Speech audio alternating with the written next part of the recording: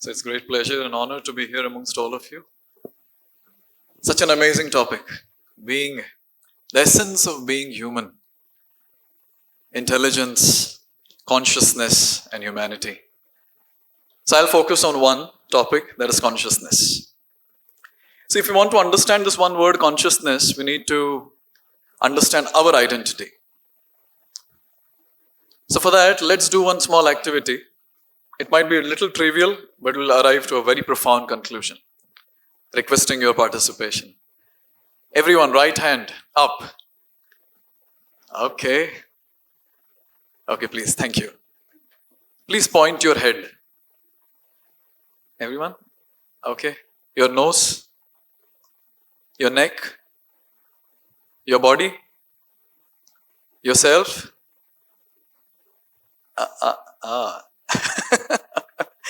I went to another place to give the same talk and asked this question. I said, your body, yourself. See, it's a very, very important question here. See, and when I said your body, when I said your head, your hand. So this hand belongs to me. This head belongs to me. This body belongs to me. And the question is, where am I? Because it belongs to me. So I should be there. Very nicely this is established in Srimad Bhagavad-Gita, chapter 2, text 13. It says, Dehinosmen yatha dehe kaumaram yauvanam jara tatha dehantara praptir dhiras tatra namuyati. Two words, Dehi and Deha. Deha, body. And the possessor of the Deha or body is called as Dehi. And that is all of us. And very firmly this point is established that all of us, we are not this body, but we are spirit soul within the body. And therefore, when someone dies, what do we say? The person has passed away. But the body is there in front. Who has passed away? The person has passed away from the body.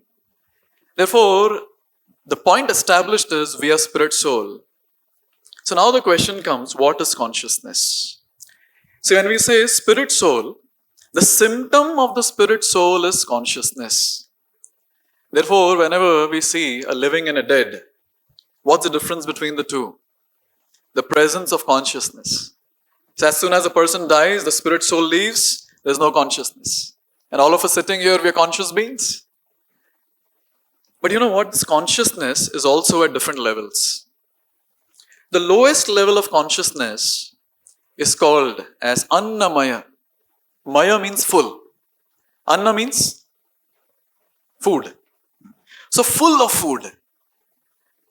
So these personalities at this level of consciousness, all the time they keep thinking about food. I don't know how many of you had this experience, playing with a kid having few teeth in front. And the kid is there around holding your hand or your finger and you're talking to someone and the finger goes into the mouth and yes. What do the kids are like that? Why the kids are like that? Because they are on the platform of Anamaya. You'll see them putting anything and everything in the mouth. So at this level of consciousness, the person only thinks about his own enjoyment. Okay, let's go a bit higher. Going a little higher. The next one is called as Pranamay. Prana means life. Full of life. What does that mean? Now the person understands that he has an existence and he has to maintain it. For example, again, say a child puts his hand in fire. Will he ever dare to do that again? And we have the saying, the burned child dreads the fire. So now the child realizes, now I have to maintain my existence. He'll never touch the fire. So at this level of consciousness called Pranamay, so the person is very much aware about his existence and he tries his best to defend himself, protect himself. And this is what is all about at Pranamay consciousness. In Mahabharata, there is one beautiful shloka which talks about what activities these two levels of consciousness people do. Ahara nidra bhayamaithunam cha samanyamaitat pashubhi narana dharmo hitesho adhiko vishesho dharmena hina pashubhi samana. So it is described that 4 activities: food, eating, sleeping, enjoyment of sex, and defense. These are the 4 instincts which all the animals do, and along with that, even humans at the lowest level of consciousness of Anamaya and Pranamay focus only on this. My enjoyment, my protection. That's it. Let's go a little higher now. We saw Anamay, Pranamay. The next one is Manomay. Manomay means full of mind. Now the person thinks about what he's thinking. He tries to refine his thought process. Intellectual pursuit. He wants to be a better person now. So now what he does is, he starts thinking, is it proper, is it not proper? Like for example, say he gets angry.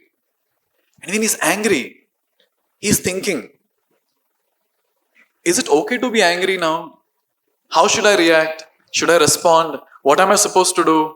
Anyways, the matter is not so serious. Let's not be angry now. And he withholds his anger. Just think about it. So now the same person is going higher in his consciousness level. Now he starts thinking how to behave, how to react, or how to respond. Okay, let's go a bit higher now.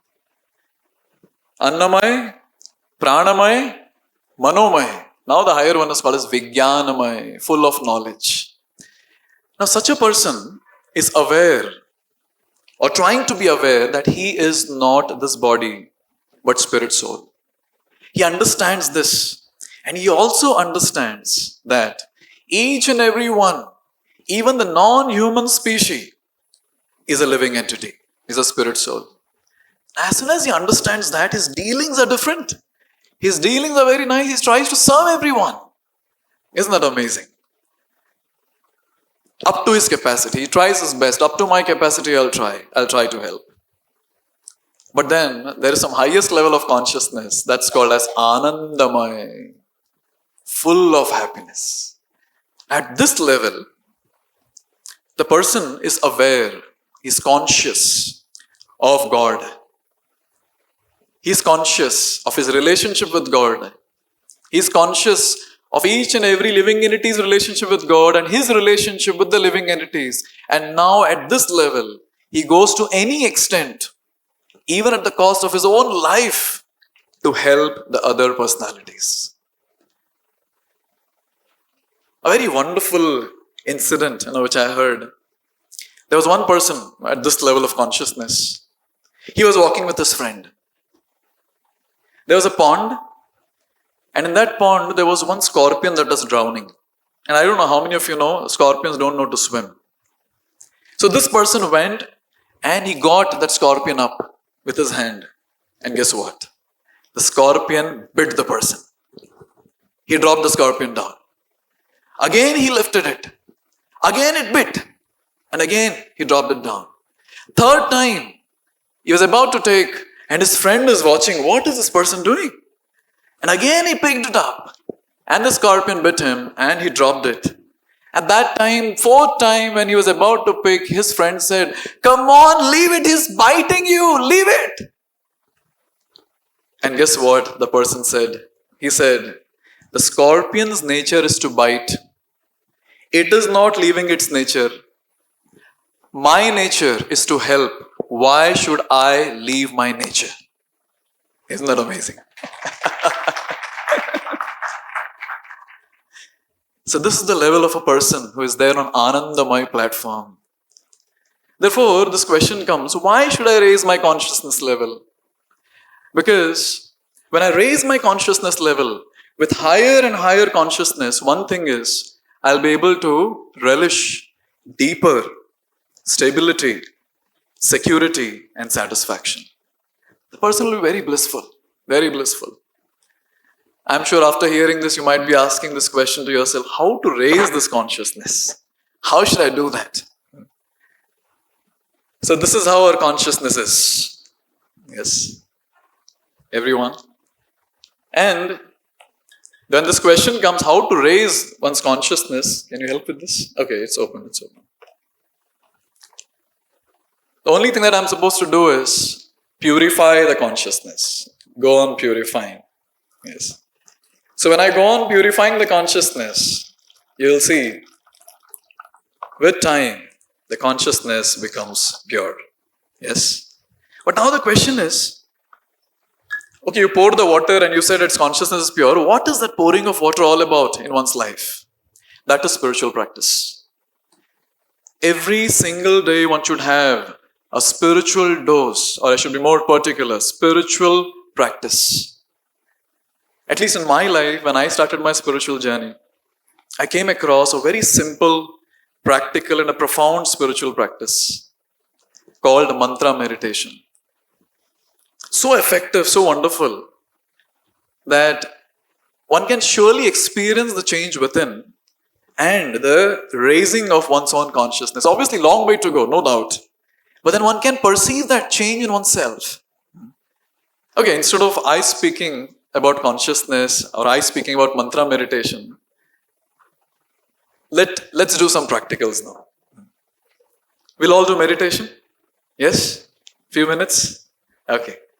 So everyone with your eyes closed, sit in any comfortable posture. We're going to chant one mantra, the famous mantra called the Hare Krishna Maha Mantra.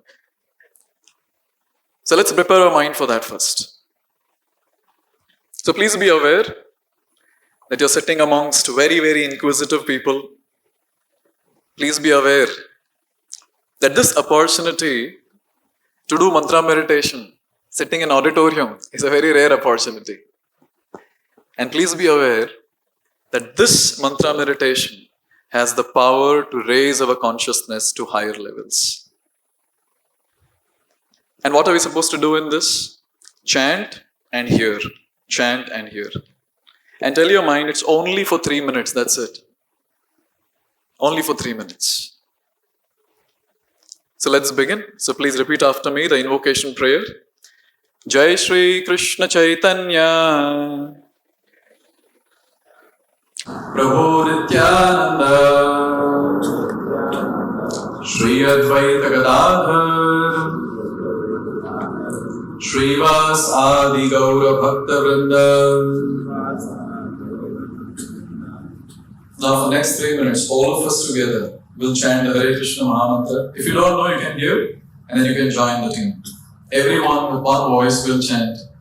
And you'll see at the end of 3 minutes, the entire hall will be filled with our spiritual vibrations. But let's begin. Hare Krishna, Krishna Krishna, Hare Hare. Hare Rama, Rama Rama, Hare Hare.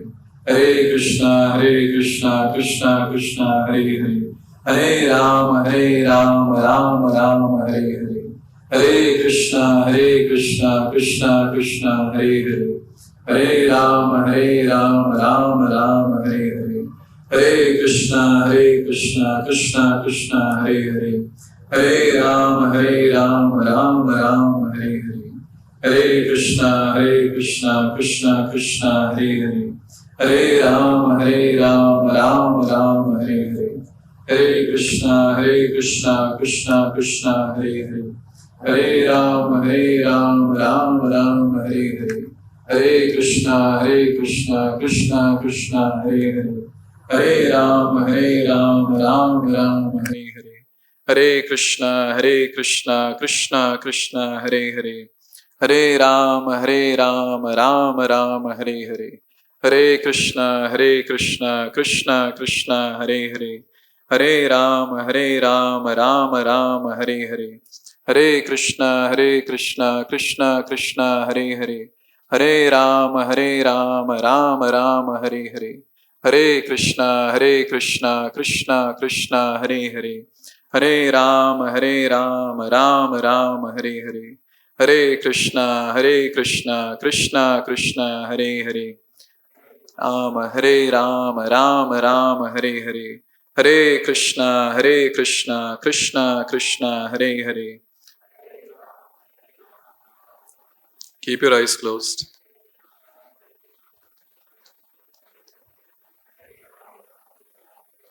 And for the last 3 times. Hare Krishna, Krishna Krishna, Hare Hare. Hare Rama, Rama Rama, Hare Hare.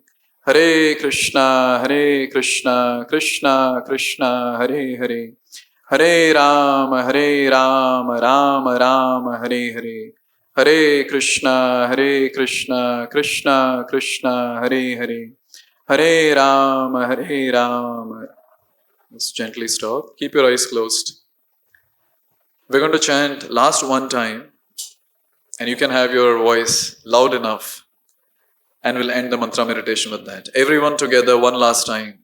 Hare Krishna, Krishna Krishna, Hare Hare, Hare Rama, Rama Hare Hare. Now chant the same mantra in your mind, everyone, within your mind, 3 times.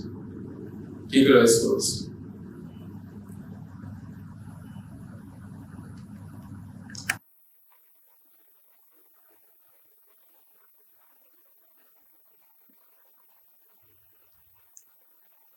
So keeping our eyes closed, let's offer a silent prayer to the Lord.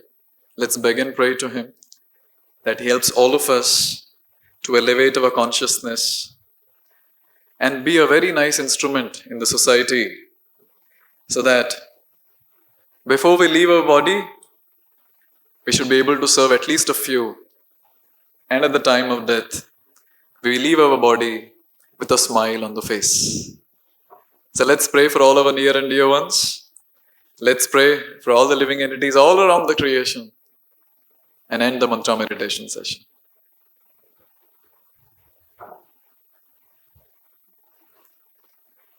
Yes, gently open your eyes, everyone.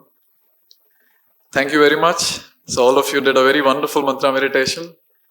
And this topic, the essence of being human, only one line I would like to say. The essence of being human is raising one's consciousness level to such an extent that everyone around feels it. Thank you. Hare Krishna.